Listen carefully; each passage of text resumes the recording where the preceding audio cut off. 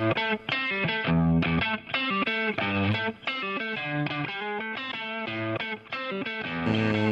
here we go. It's another episode of Swing Thoughts. It's Swing Thoughts, everybody. Bow, bow. There's Coach Tim. There he is. Hello, Coach Tim. Hello, good morning. I see you have your CFNY t-shirt on today. I do. I'll tell you why. I'm doing an interview later this morning with some former colleagues of mine from CFNY, the Spirit of Radio, that have been traveling across the country with a documentary that they produced about the radio station in Toronto that was all the rage in the late 70s and 80s. And I actually worked there for a brief time before it changed to a radio station called 102.1, The Edge. But that's why they gave me this T-shirt, so I thought I'd wear it today. Yeah. When I just, when I get in conversations about people, I do a podcast. So, have you ever heard a guy named Humble Howard? They go, oh, yeah, Humble and Fred, you mean? There you go. Yeah. Well, and for people in Southern Ontario that may remember this radio station, the moniker was CFNY, the Spirit of Radio.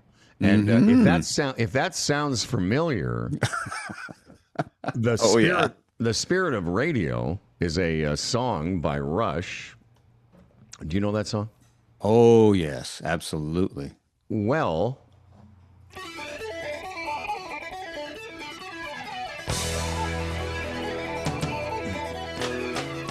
this song, which is pretty famous by a band called Rush, which are back on the road right now, was written because Geddy Lee was a fan of the Spirit of Radio. Yeah. He's a bit older than me, but I remember when I was grade 13, which is like 1977, that I was starting to hear about CFNY, even though I lived in London, Ontario, and playing deep album cuts. And, and really playing more adventurous music than the typical classic rock, boring stuff. Yeah, it was definitely one of the first alternative radio stations in North America. And this song, a lot of people don't realize that the song, the radio station's name inspired the song, not the other way around. A lot of people get that mixed up. But yeah, this is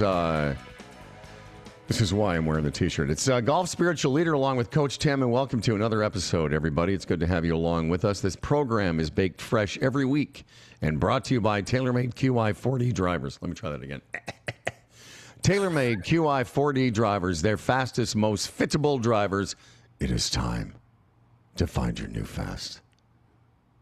How are you doing, man? You all right? Doing well. It's we're recording a little earlier than we usually do. Speaking of doing well, you had an interesting evening, did you?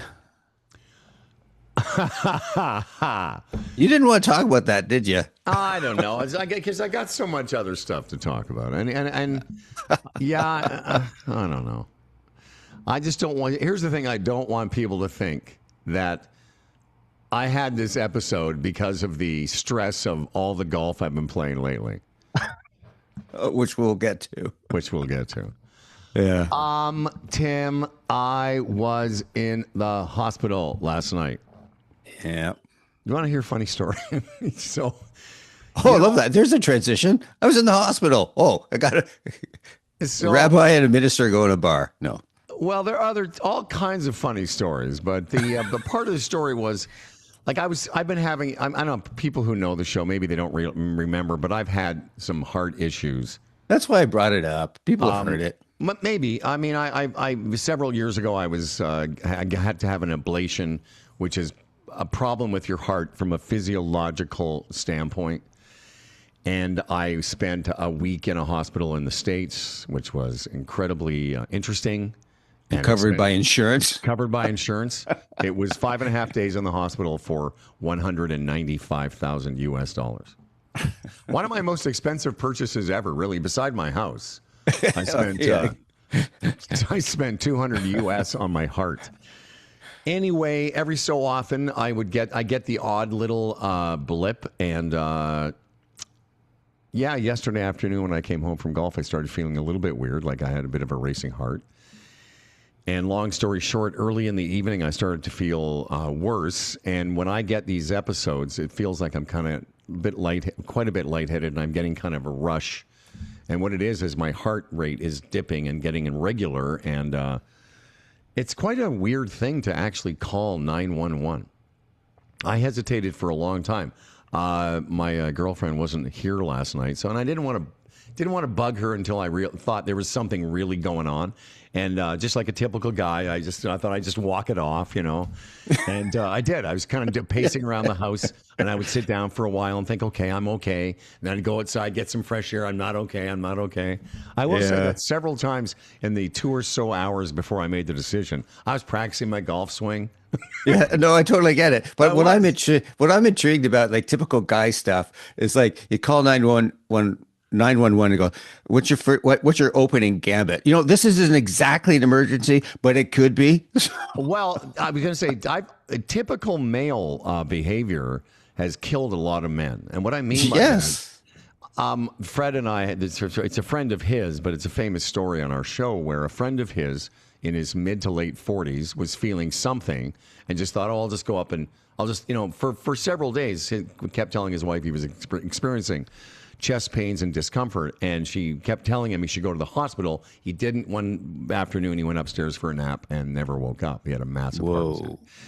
So I am, because I've had this heart issue before, I hesitated for a while. When I called, and I had the number 911 in my phone, I was walking around with it thinking, because I didn't know if I was going to pass out, if this was going to get worse. And so when I finally called them, just what you said, they said, what's going on? I said, well, they said, are you calling for someone else? I said, no, it's me.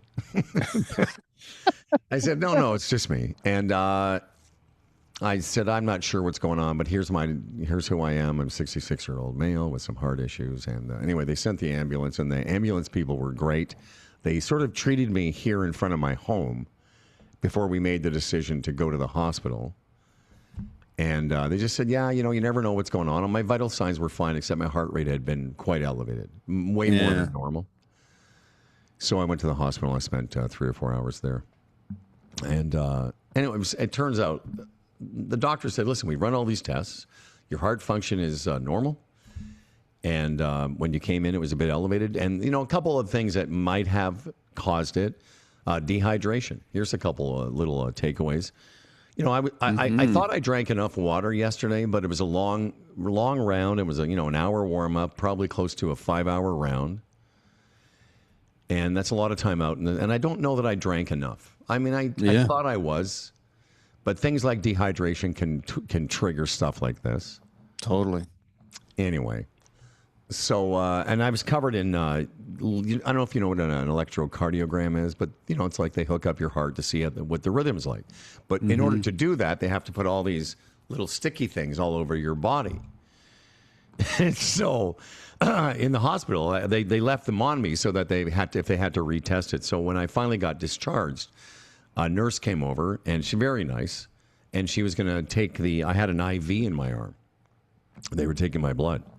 So, it's stuck in your vein, and then it's taped to the hair on your arms. So what she said was, what she meant was, I'm going to have to take these things off. But I was, sort of not really paying attention, and all of a sudden she goes, sir, I'm going to take out the IV now.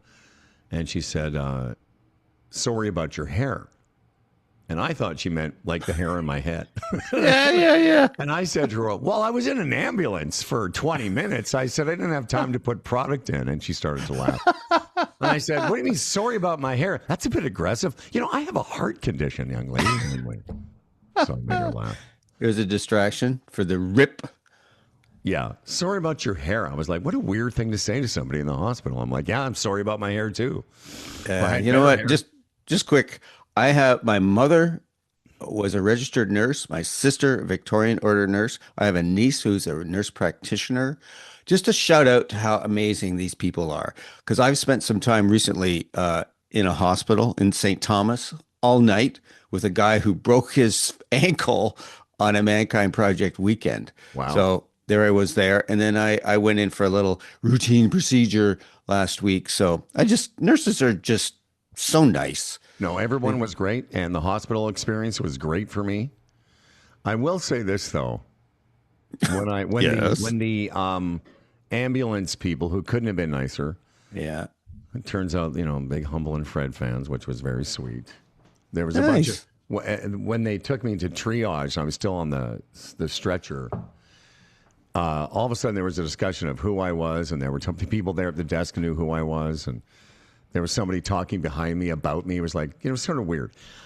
Anyway, I didn't really like that Humble Fred guy. Yeah, Humble guy. Humble and Fred. Yeah, I liked Fred, but Humble was always annoying.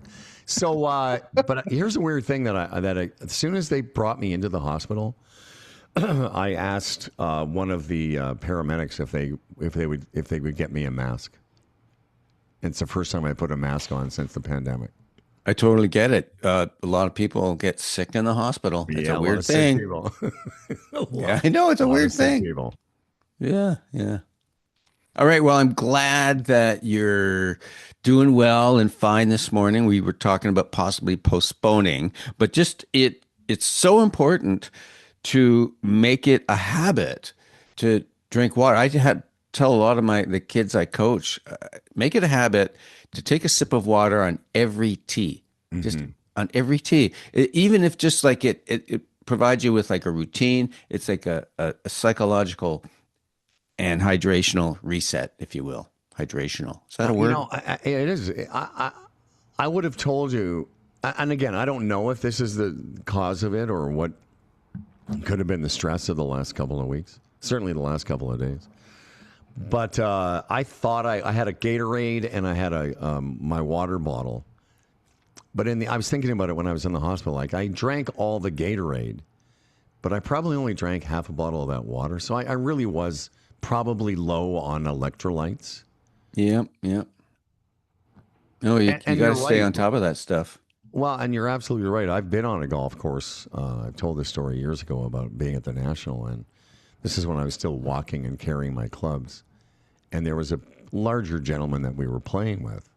Didn't really drink water during the round. It was a typical Toronto hot day, like feels like 40.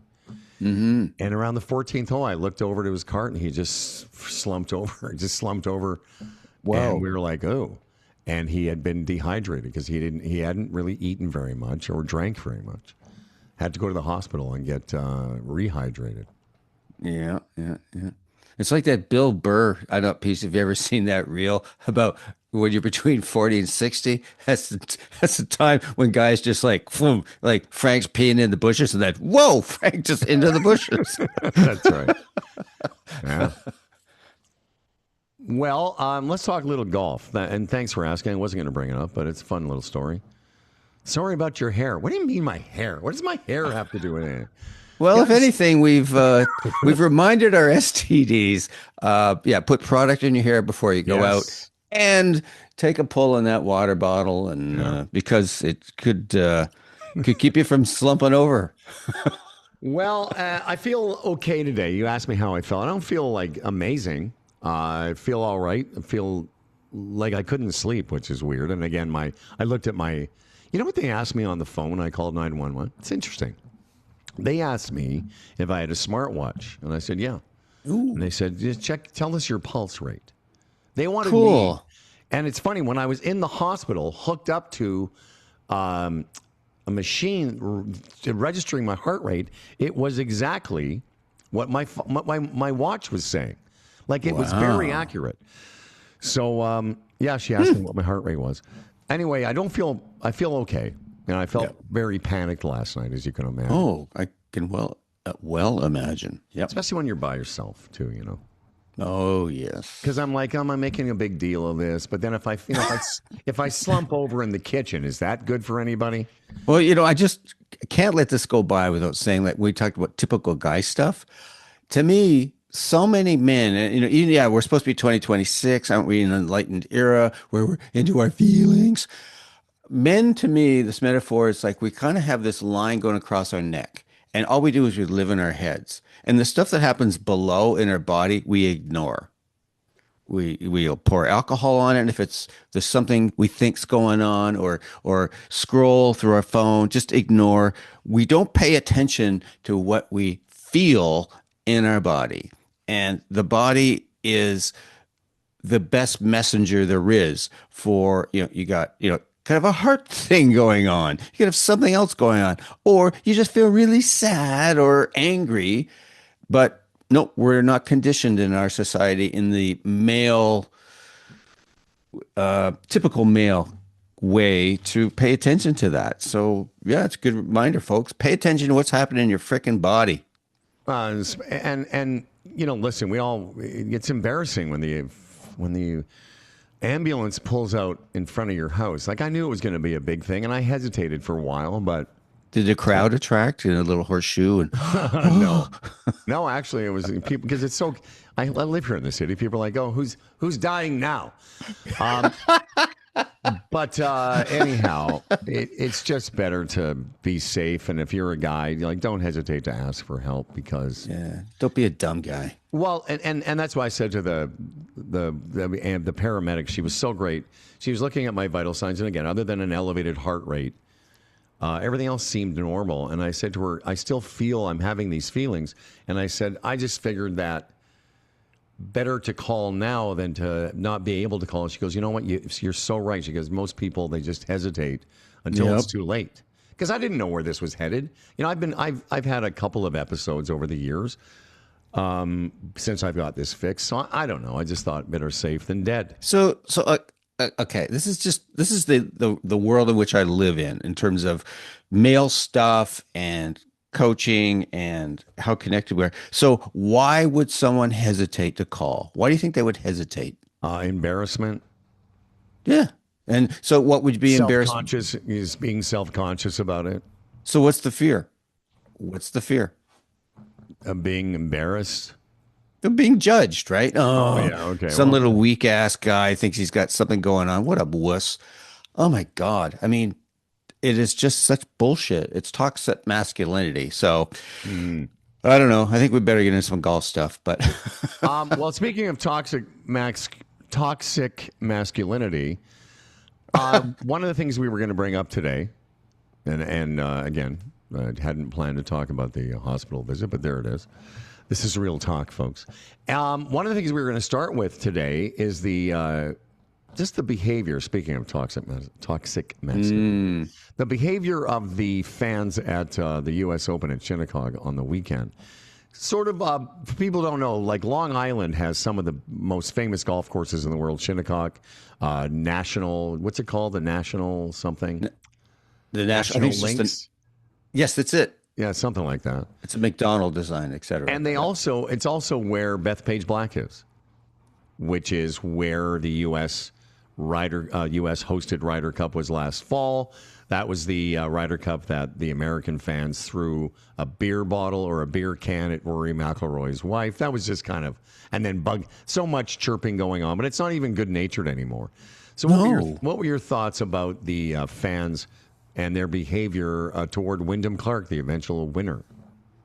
Well, it took me a while to cotton on to what was happening. It was like he'd hit shots and there'd be silence. Yeah. Or there'd be he hit a shot and you'd hear someone go, "Get in the bunker."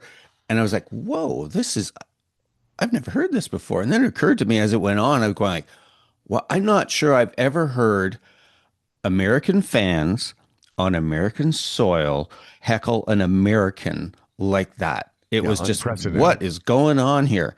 But it made sense. Anyone who's followed golf in an avid way knows that Wyndham Clark has not exactly endeared himself to a lot of people.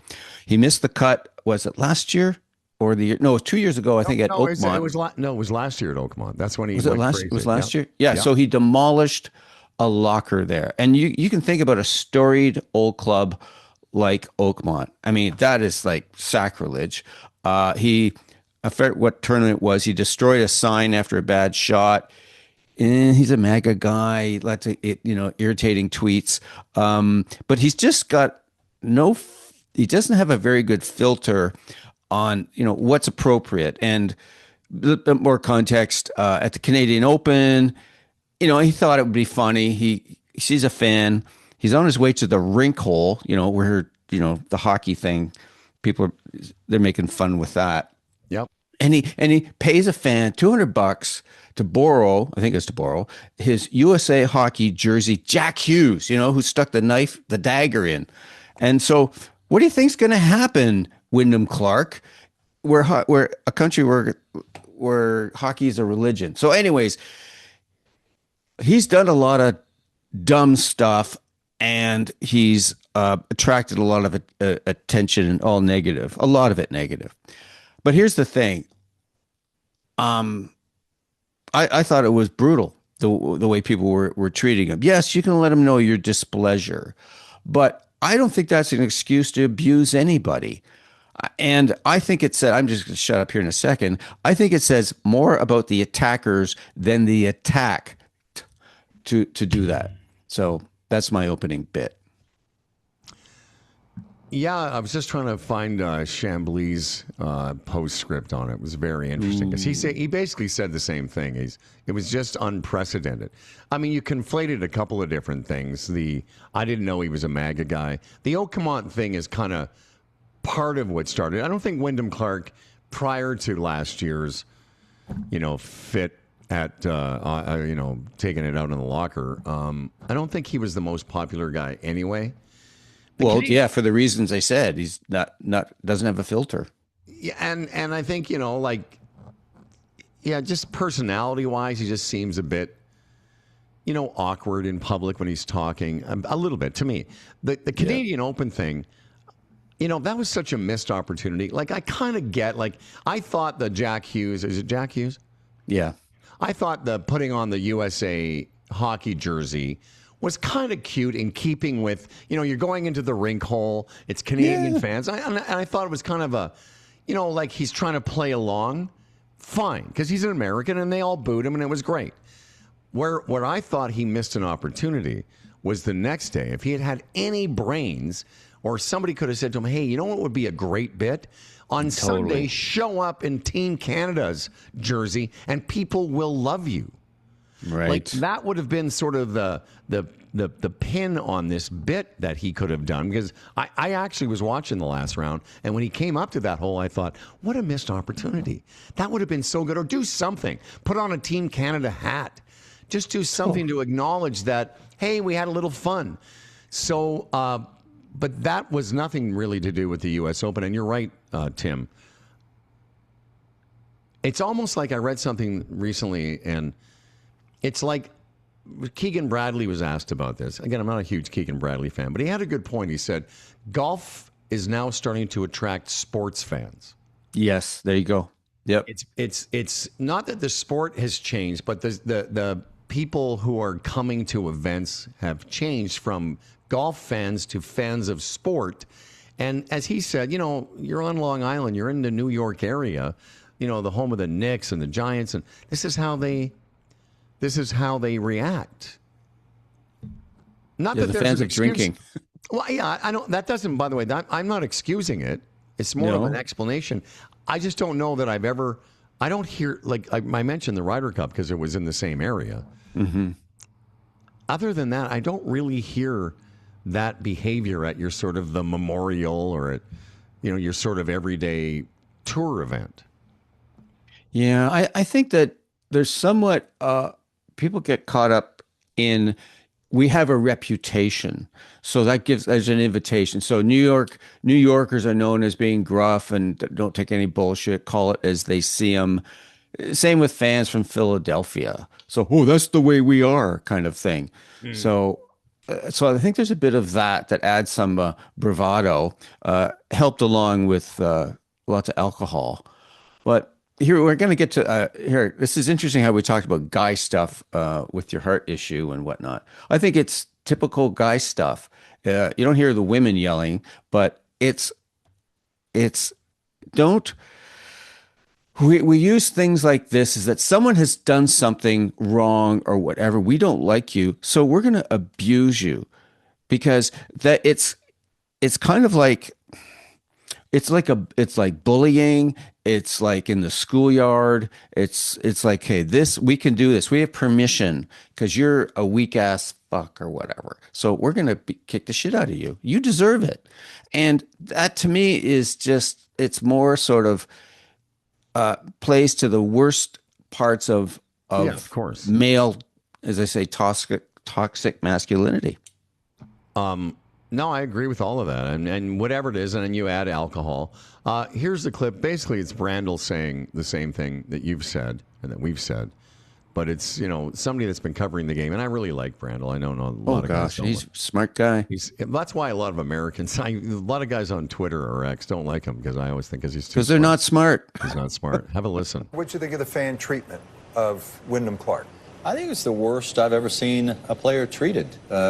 And when you consider it was an American player on American soil, yes, I've seen foreign players. I've seen Colin Montgomery get jeered over here in a Ryder Cup and in major championships. I've seen Brian Harman get jeered at the Open Championship on to him foreign soil. I've seen that, but I've never seen an American player on American soil get so jeered. I get it, and I think was it different than Brooks at Bethpage Black here on Long Island? He had a big lead. I think when Brooks was stumbling a little bit, yeah, there was some of it, but I don't remember it being present from the first. So there you go. It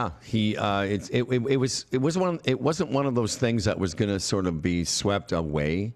When I was watching it, just like you, I sort of started to cotton, as you said, to something was a bit different. Like what's different was that, and he was, by the way, for people who don't know the context, he was in the final group with Scotty Scheffler, who everybody wanted Scotty Scheffler to win. Exactly, including me. Well, yeah, it was his 30th birthday. It was Father's Day, and if he wins the tournament, he completes the Grand Slam. It was pretty historic. Yeah. But what you said, it was the thing that really stuck out to me, is you rarely see people cheering for the ball to get into trouble. But also even rarer is to not respond. Like he had some shots there early on, and it was weirdly quiet, as you said. Yeah, and in the state, I remember them showing. I think they were on the last group. Scheffler, Clark were on 16 or 17. They showed a bank of stands that were empty. Yeah, and there's a lot of discussion. As well about the lack of a vibe there, and I think it had to do with Clark being the leader, but it also had to do that the tournament started late on Saturday. I think the leaders went off at 3:45. Yeah. It's in the Hamptons. People got to catch trains going home, so it was like a confluence of things that made it very weird. And again, Wyndham Clark before the incident at Oakmont was not really, the most sort of charismatic guy, but you can't argue with how good he hits a golf ball. It's pretty exciting. That was a pretty exciting final round for it to have this sort of hanging over it, unfortunately. Yeah. Well, I'm hoping that he can use this as an opportunity to turn it around, but there's no excuses for anything. He's an adult, so we need to be responsible for our behavior. But I think that what's going on for that guy, he's responding to trauma. And, he lost his mother to cancer as a teenager. I don't think, I can't remember exactly, but I'm not sure he had the best support from his father. I mean, I could be wrong on that. There's something that harkens back to some articles before. So I think and he did have trouble as a university golfer. He was playing at one school, wasn't going well, was thinking of quitting the game. His behavior was awful. He switched to another school. So the guy definitely has some trauma. I know that word gets thrown around a lot, but it is definitely a thing that we don't look at enough in our culture. So that's not to excuse his behavior at all, but I understand it to some degree. Yeah, of course. When you get triggered like that, some stuff that goes on, and sometimes you may not be in control of it. Listen, I'm not sure if now's the best time, but I have this clip from a woman you might want to listen to. Okay, I'm pretty sure that's an STD inside joke. Yeah, I'm pretty sure This is a clip. She's the same woman that I've been playing a clip from. I'm pretty sure I've never played this clip, but you be the judge. This is under the guise of how to play great golf. And this is a good segue into. If this is the one about Target and all this, then we'll just play it, pal. Whatever happens, happens. Maybe it is. Maybe it isn't. Why do you have to be so judgy? No one's going to say this is going to be. Speaking of, this is going to be a great segue into. We're coming into it's June now, so the club championship season, golf tournament season for a lot of STDs. Qualifying for senior amateur tournaments. There's lots of stuff going on, and I think this is a great clip from this woman. Think Better Golf is where she. I don't know her name, but this is not the Target clip. This is under the heading "How to Play Great Golf When You Have Zero Confidence." Now, she's a former D1 player, and as you're going to hear in this clip, she's coming back to playing some amateur golf events this summer. And I thought this clip was apt for a lot of people listening, men and women, who don't, maybe dedicate their everyday lives to golf the way some people do.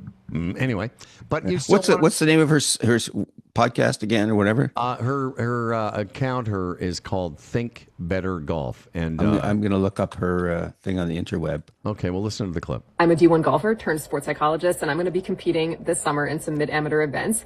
And I don't always feel confident before I tee it up, and here's how I deal with that.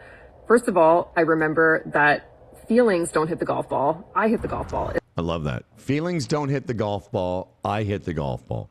It's Dr. Carly. Dr. Carly. Is that her name, Dr. Carly?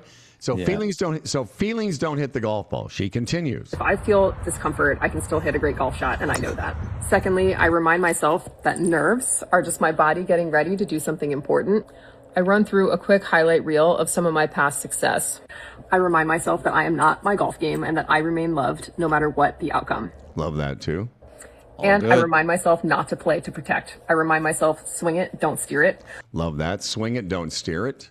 Don't play to protect. Very, very important. I remind myself that I can trust and commit, even if I'm feeling a little bit nervous on the inside. And lastly, maybe most important, I remind myself that nerves are an admission ticket to the thrill of competitive golf, and that everything is way more fun when the heat's on. So I'm willing to step into that fire to do something great.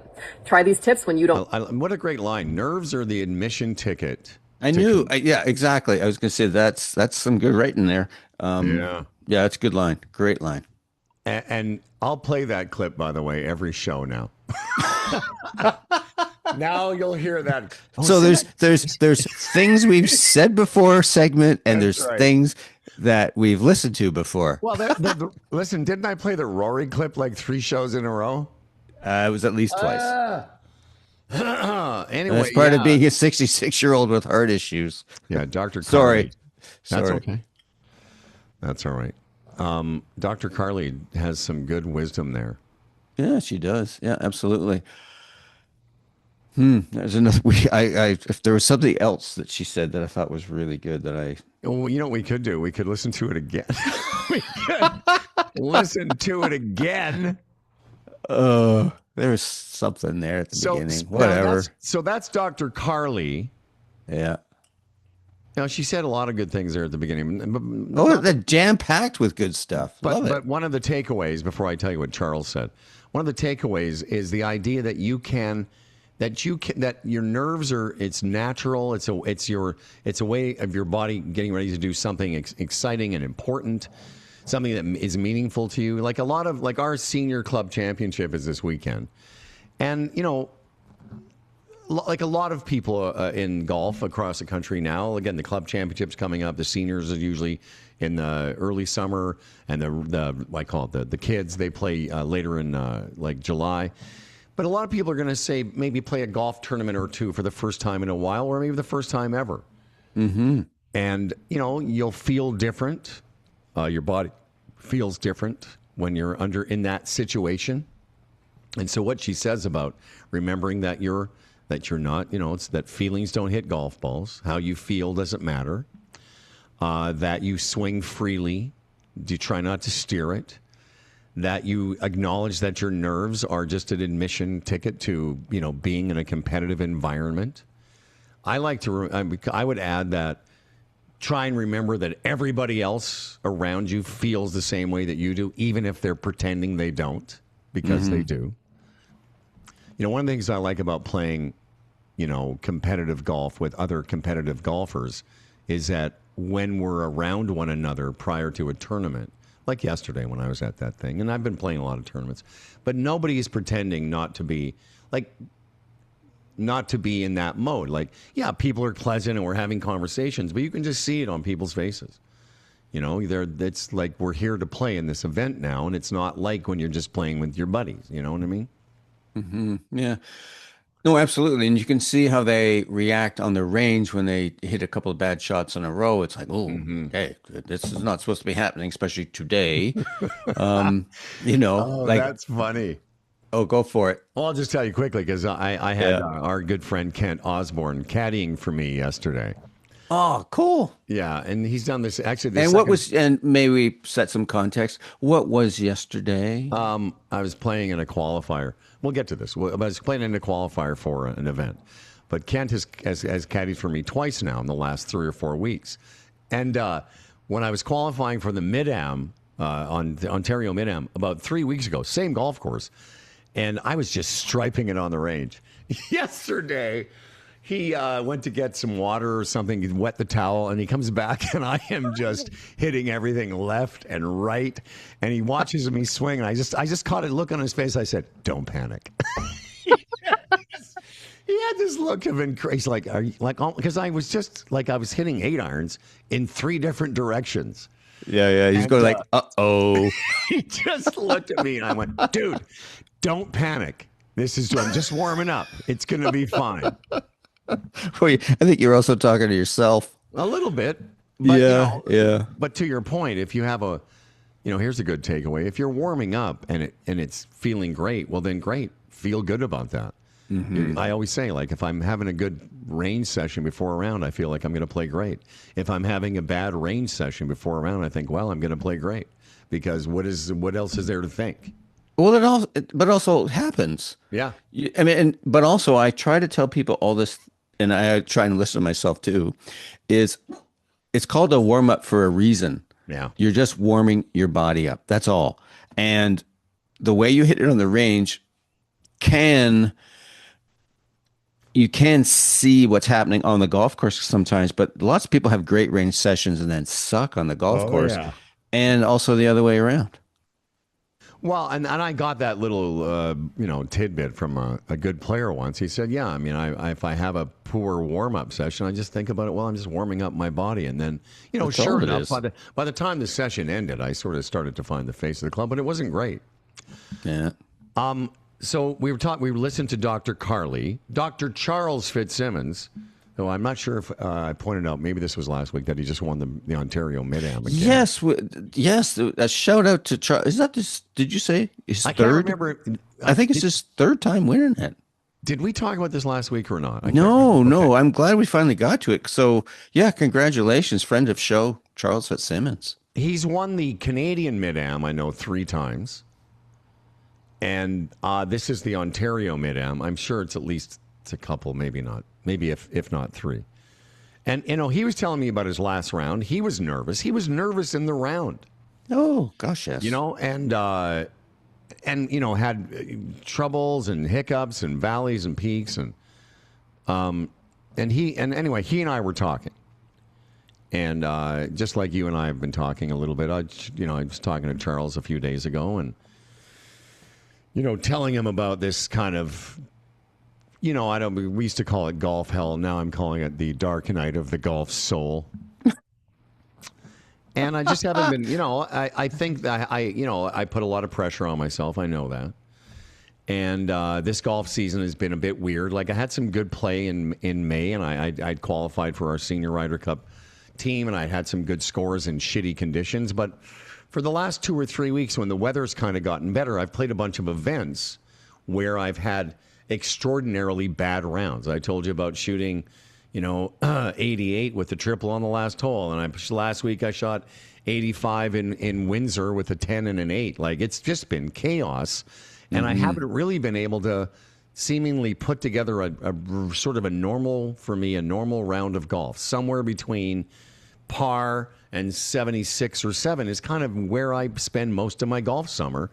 And to be, completely honest, I haven't really had a round of significance where I broke 80 for a few weeks. It's like I'm in a bit of a slump. And then as this event was on the horizon, I think I put extra pressure on myself because, I've wanted to qualify for the Ontario Senior Am, and for the last 3 years, I have not. And prior to that, I would qualify for it, I would say, 75% of the time. Like I would go years without missing a qualifier. It was just kind of what I did. Right. And then I'm not comparing this to the Grand Slam, but it's every year now that's gone by that I haven't qualified for it. It makes the next year seem so much more like there's so much more on the line when there really isn't, other than to me. So are you with me so far? Yeah, and what I think is interesting is that, and I think STDs will get that this is a big event for you. I mean, this is a huge event for you. And I have, like, throughout this season, you've been asking every once in a while, it'll be Carl or another guest or me. It's like, is it okay to have goals? Yeah. Like a goal to finally fucking qualify for the Ontario Senior Championship. It's so funny you say it, because I've actually asked that on almost every, if you look at it, listen to the show, almost every time. So are goals okay? Are they all right to have a goal? Thank you. Yeah, exactly. So it's, this has been a big deal for you. And particularly, this is coming up. And then, as you say, you can't break 80 in a competitive environment, and you're thinking, oh, this does not bode well. No. For this coming up. So what I want to ask you, Mr. Glassman, is how did you prepare yourself for this big qualifier? What was did you have like an intention, or like what was going on for you in terms of applying what we call mental performance technique type of stuff to hopefully play your best? Well, first of all, thank you for asking. Yeah, it was important to me, and it has been important to me, and it's got a lot going on. I mean, there's a bunch of guys at my course that I play competitive golf with. We're all in this Ryder Cup team, and I think for, like I said, in the early season, almost all of May, I was playing pretty good versus my competitors, my cohorts. But certainly the last 3 or 4 weeks things have kind of gotten a bit askew. I had a conversation with Tim, that's you. I had a conversation with you on the way to a tournament last week, and I was just sort of, again, perplexed by what was going on. And the funny thing is, in all of these competitive rounds, I have had periods of 9 or 10 or 12 holes when I've played pretty well, including the Mid-Am qualifier. Same course I played yesterday. I was 2 over with 4 holes to go and shot 79 and missed the cut by 2. When I talked to you on the way to Windsor the other day, I went and played most of that round. I played pretty good. On a very, very difficult day, I shot 85 when the stroke average for the 75 players in the field was close to, the high 80s, but it still didn't matter to me. I took a 10 and an 8 in a competitive round. So there's been good moments in all of those rounds, but just, so I'll just fast forward to Monday. And a bunch of guys I know, this is going to sound so petty, but it's the truth. A bunch of guys I know qualified at a different course, including our friend Mr. Bondi, my buddy Tim Southcott, and several other players. And I got to tell you, after seeing the results of their, and sounds terrible, but it made me I totally get it. It made me feel worse. Yes. Because I looked at the scores that they were shooting to qualify, and I'll read to you what I wrote to Charles, since this is how I was getting to the Charles Fitzsimmons part. I wrote to after this is so fucking funny. So I was feeling shitty anyway, and then I see these guys have all qualified. I know this sounds horrible, but I was just, it made it worse. So I said to, hey, Chucky, thanks for our chat yesterday. I really appreciate it. This is me. This is Monday at 6 o'clock. To be honest, I'm not sure I'm going to continue. Listen to this. I don't see any possibility of playing that well. What's that? We need that Riders on the Storm music underneath. Hang on a second. Fuck, that's right. I forgot about Riders on the Storm. That's so funny. Sorry to interrupt, but... No, I love it. No, because it's perfect for this. Okay. Here we go.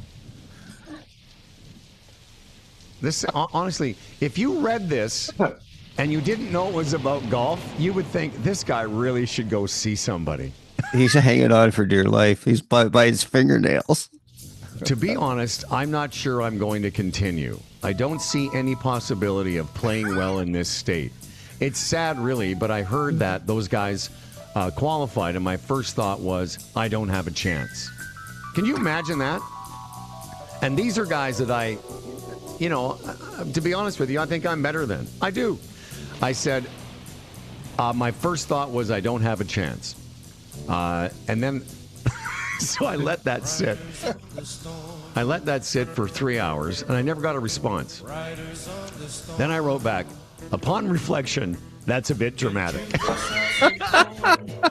Upon reflection, that's a bit dramatic. I will, of course, continue. I know there's a blue sky somewhere. I'm going to keep going until the greater purpose reveals itself. Are we still talking about golf? Like, honestly, when I read that what I wrote, I know, I'm not kidding. I sound insane. I do. Well, yeah. Welcome. Well, here, this is what I say to the kids I coach. Thank you for confirming your humanity. Really, you're just a person, and we all go through this stuff. That's why, people think, oh, it's just golf. No, it's our whole lives. It's everything is all mashed together. And so again, more sort of male stuff here. Like, thank you for reading it. That's great. I mean, it takes some balls to do that, and it's not horrible at all. I think what's going on, not to be all psychologist on you, it's FOMO. You're missing out. You got all these buddies who play in these events.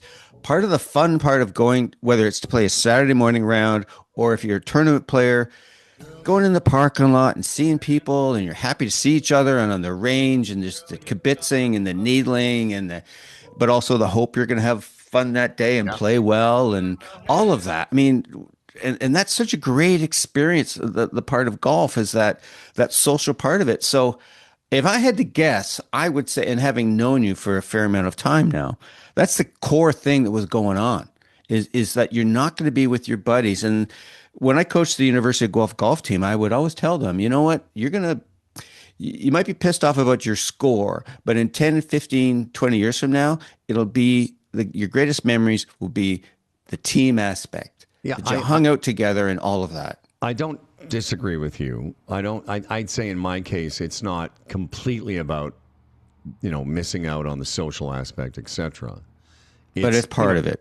It's part of it. In my case, if I were diagnosing me, I would say for me, I am so competitive that it's hard to get my head around me not being competitive. And I'm also so controlling. Mm-hmm. I have such high control issues that the fact that I can't control this game drives me bonkers.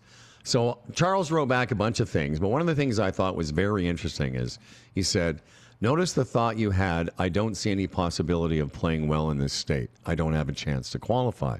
He said, those are important and meaningful thoughts, but I love the way he put this, but still just a collection of letters and sounds. He said, those thoughts are a big storm, but no matter how big a storm gets, it can't hurt the sky. And he and I talked about the analogy of how all weather in the atmosphere happens, probably below 12,000 or 13,000 feet. I don't know if most people know that, but when you see a storm in the sky, you've been in a plane at, a few seconds above after, it. You move above it. So the sky is always blue. And we were talking, he and I were talking about that analogy of how, make some space for the current storm, then refocus on being the resilient golfer you want to be so that you can play with the storm and still be focused on what you want to do. So you asked me what mental little games I played with myself yesterday. I wrote down 3 things. Pick a clear target, commit to the shot, tempo.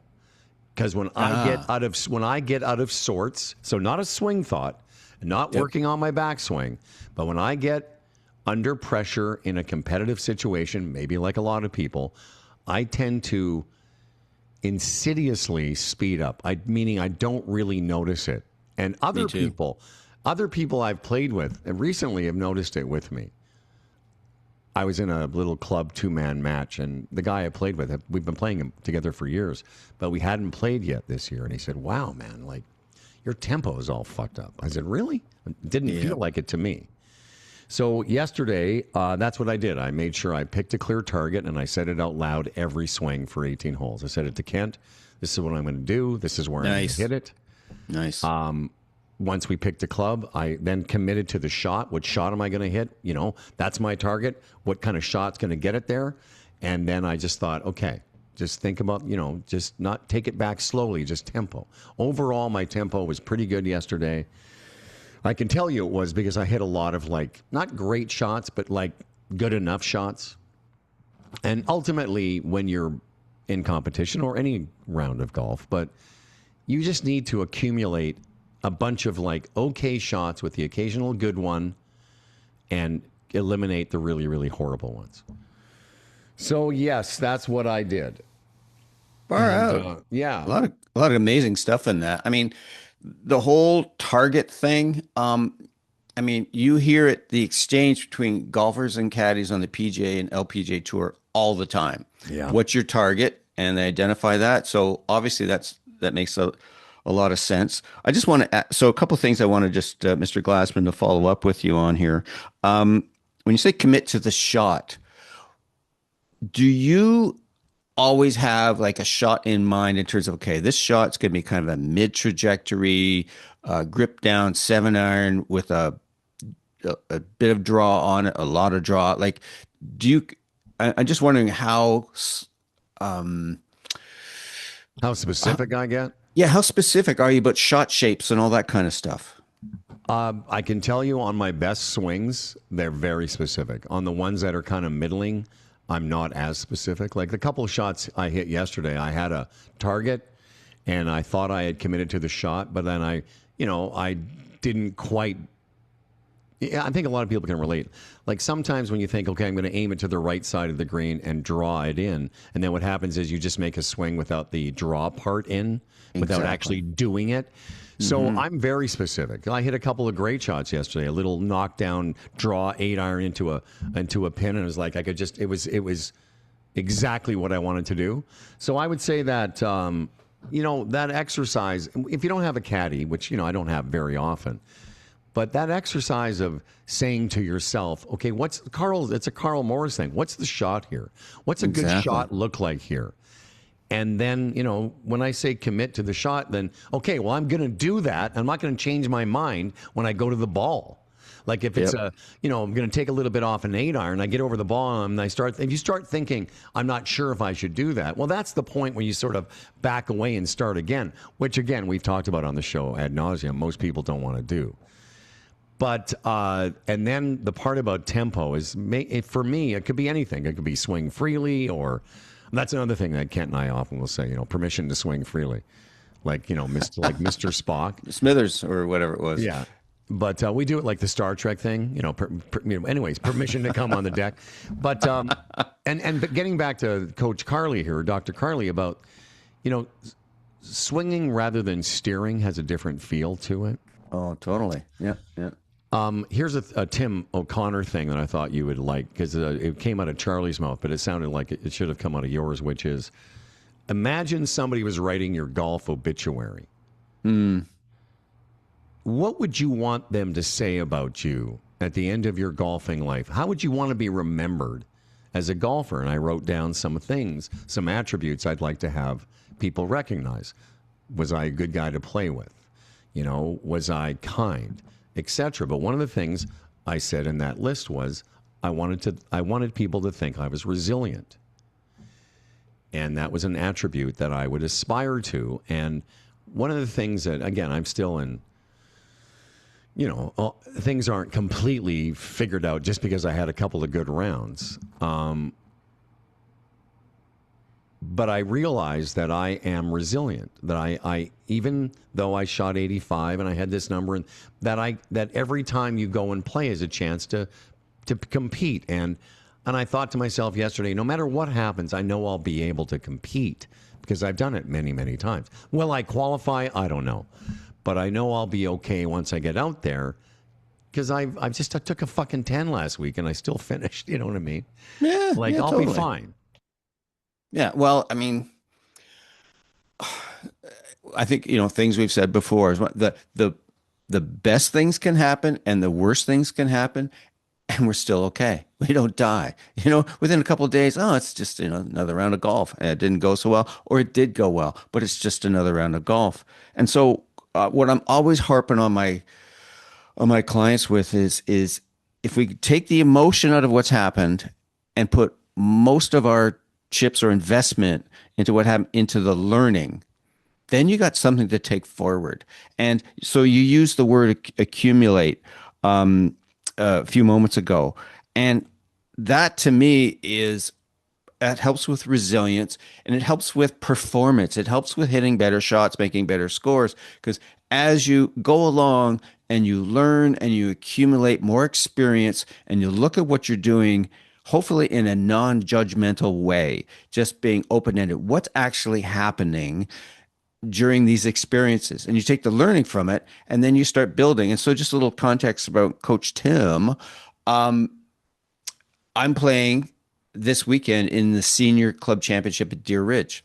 And so I haven't played in a Club C event in a couple of years because I wasn't playing much golf. This year I am. So I've been going through a similar thing of like, you know, not playing the way I wanted to. What's going on? Taking a look, and it's just finally playing some more and getting some experiences under my belt. And yesterday I played and just found that I just had this process I just relied on it all the way through. And I played very, very nicely. Probably the best round I've played this year, ball striking. Nice. Putting, not so great, but it's okay. It's coming along.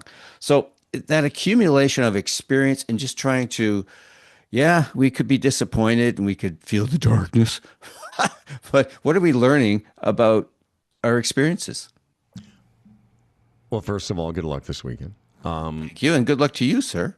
Aren't you the defending? Have you won this senior club C at Glencairn a couple times? I'm not keeping track. It's been a few. But I'm not the defending champion. Oh no, boy, thank you. I know you're not defending, but you've won it. But I've won it a few times. You know, who's keeping track? You know, 3, 4. Who cares? Anyway, I would say Scotty Scheffler. I would say that what you said about process is very important. So all of this is saying that, all by way of saying that, for the first time since I think 2022, so 23, 24, 25. So this is the fourth time. So third year, fourth attempt since I last qualified for the Ontario Senior Am, and yesterday I finally got through again.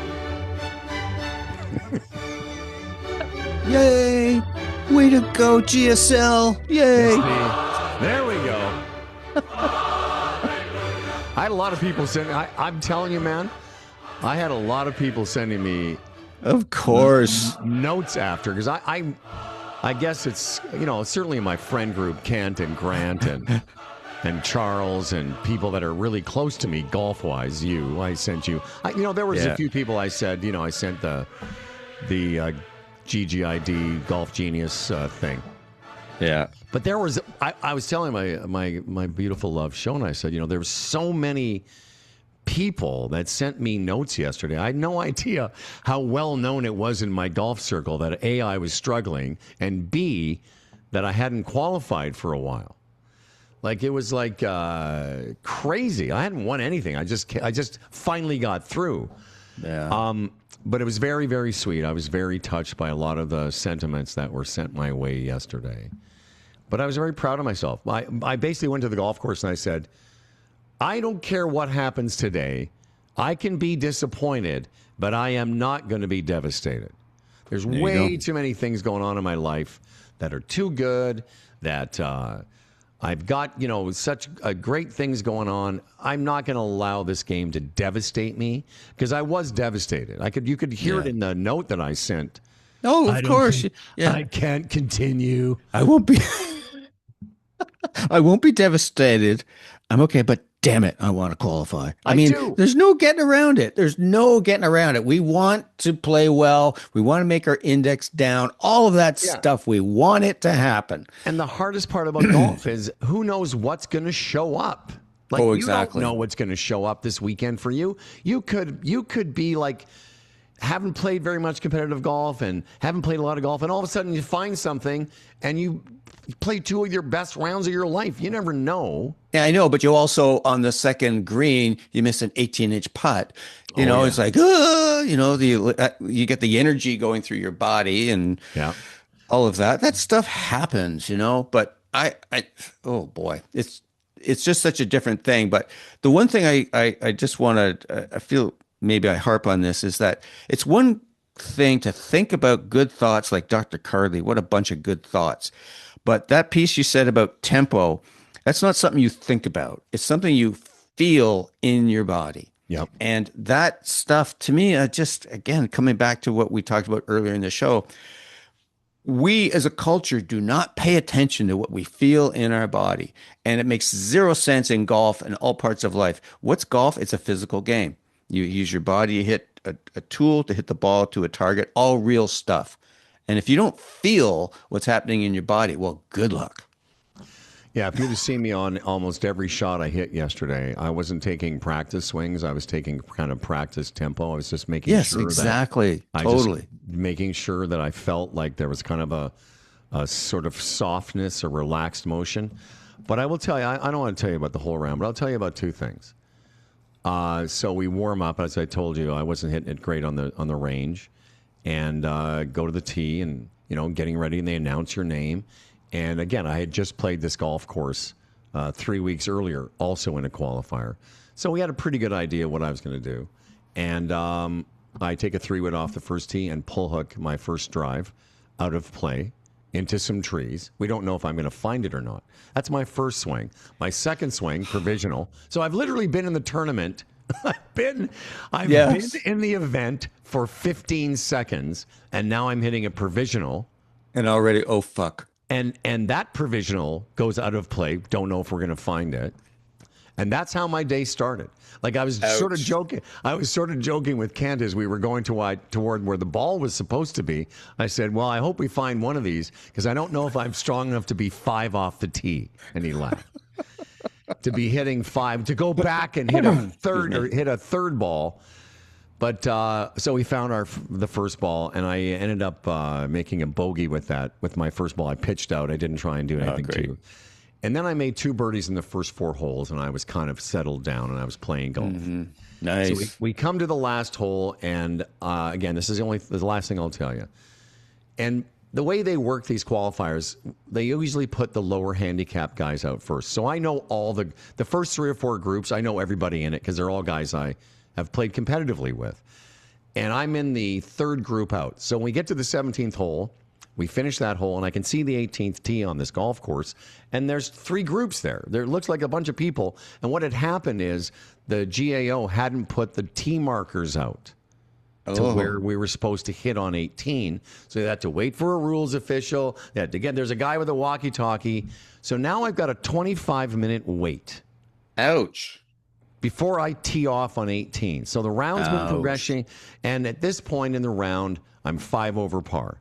Now, I think in my brain, I was here, like I said, I played the course a few weeks ago, and 77 was the number that qualified. So kind of in my head, I thought, that might be the number that qualifies today. I don't know that, though. Mm-hmm. Now we got 25 minutes on the tee, and I'm talking to the guys around me, and we're all waiting for this official, and I'm kind of getting a sense of how their day is going, and no one was playing that great.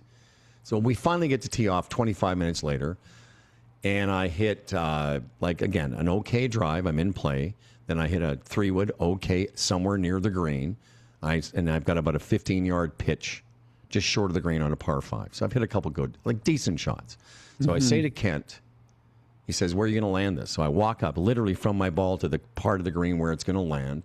And I come back and I hit that spot. As soon as I hit the pitch, I could tell it was okay because I hit the spot I said I was going to hit. And it rolled up to about 7 inches. Ah, lovely. And so I knew that was going to make it.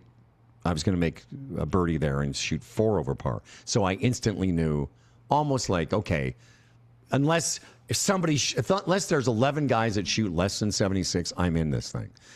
So I'll be honest with you, I teared up a little bit. I had my sunglasses on. Ah, lovely. That's beautiful. I kind of had a little bit of an emotional moment.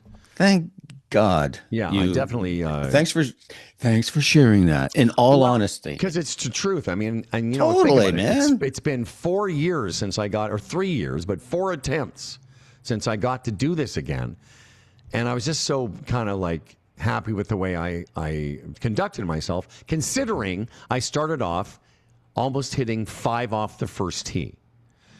So ended up, I think I finished 3rd in the qualifier. There was 11 spots, and the number that qualified was 80.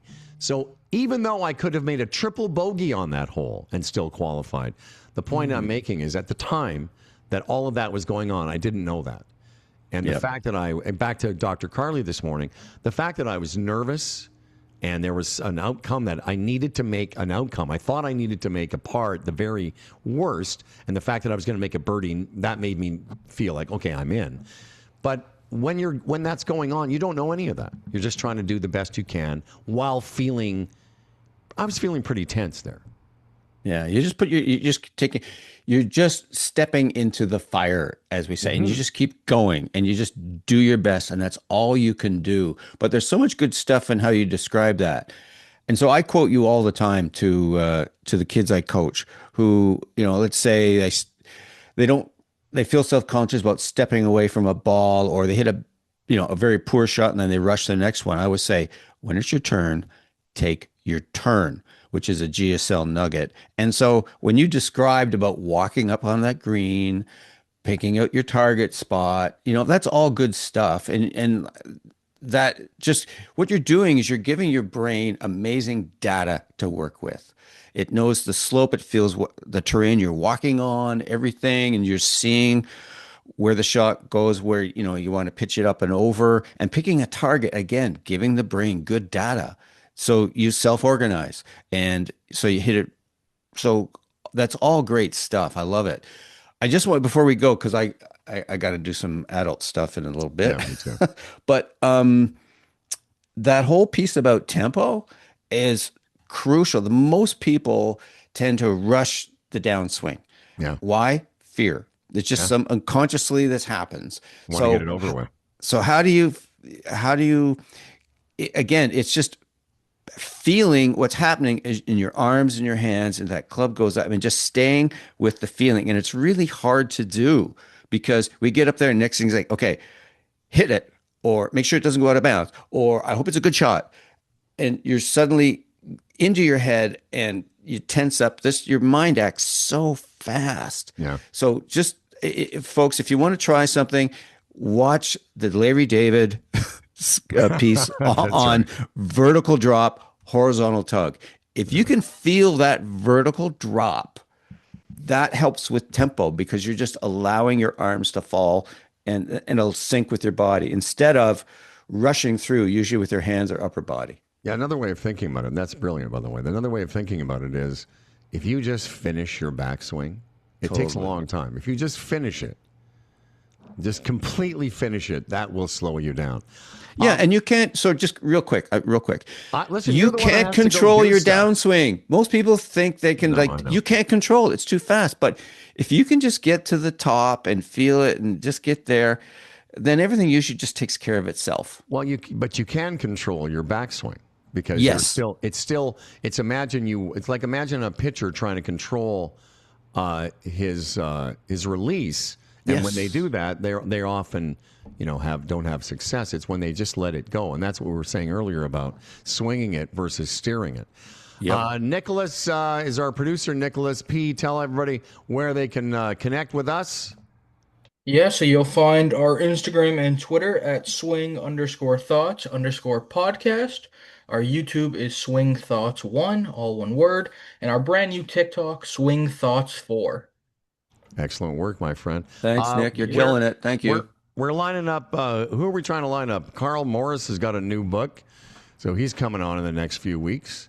And Don Christensen, I spoke with him. He was on Carl's show. That's right. And so even though he's on the West Coast, he's willing to get up dark and early, chat with us. Is that already in the book somewhere? No, I need to just schedule that with him. So that's one of the days we're going to have to do the show a little bit later. Yeah. All right. Well, listen, good luck this weekend. Play well. Hope you enjoy yourself. You too, and congrats again on your qualifying. That's terrific. Yeah, well done. Thank you very much. Yeah, finally, I'm back. This episode is brought to you by TaylorMade QI40 drivers. Their fastest, most fittable drivers. It's time to find your new fast. If you want to find Coach Tim, how you do it is this way. That's where I talk, right? O'ConnorGolf.ca, and if you like reading stuff, TO'Connor.substack.com. And, of course, this program is produced by the Humble and Fred Show. We'll see you next week.